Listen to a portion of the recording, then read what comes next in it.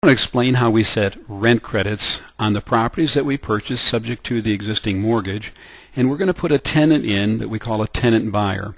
We have a lease and a separate option agreement. It's important that these two documents are separate. In the option, we want to specify that if the tenant makes their payments faithfully, we will give them a credit each month of a certain amount of money towards the purchase of the home.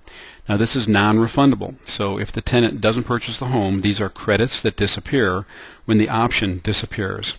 Now the amount of the rent credit can be anywhere from $50 to as high as, say, $500 per month.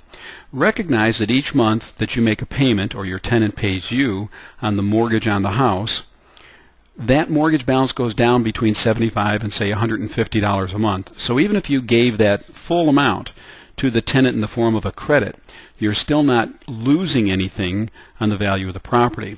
And recognize that it may only be 1 in 2 to 1 in 5 tenants that will actually exercise their option. So giving these rent credits really won't come out of your pocket, except statistically maybe 20% of the time. But recognize that statistically only about 20% of the tenants actually purchase the home.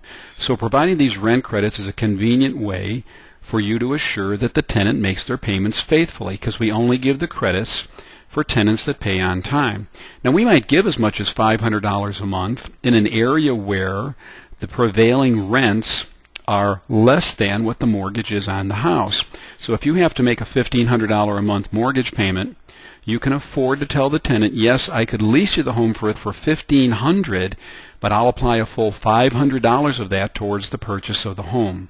We summarize how much the amount has been actually only when the tenant exercises their option. So when a tenant says, yes, they're going to purchase the home, the lender typically says to us, well, how much do they owe? That's the time when we say, well, the agreed upon price was, say, $150.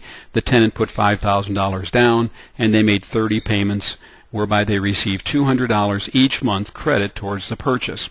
We summarize this in a letter that we give to the lender when the tenant agrees to purchase the home. Now, one thing we want to say, we state these early on in the discussion with a prospective tenant. For an example, if someone said to me, well, what's the price of the lease on this home? I may say, well, based on what you've put down, the lease payment would be $1,200 a month, but $200 of that will come back to you in the form of a credit when you purchase the home. So it's very much like you only making a payment of $1,000 a month.